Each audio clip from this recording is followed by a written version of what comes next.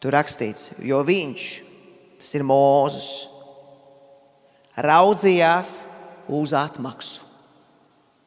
Viņš raudzījās uz atmaksu.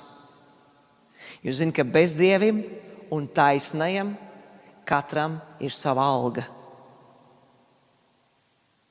Nevis vienāda alga, bet katram sava alga.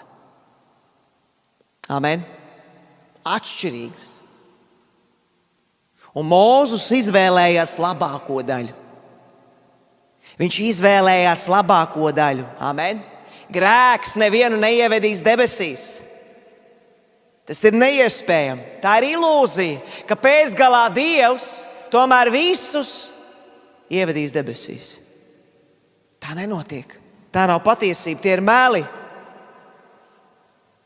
Tad Jēzus Golgātas upurim nav nozīmes. Tad ir milzīgs jautājums, kāpēc viņš atdeva savu dzīvību.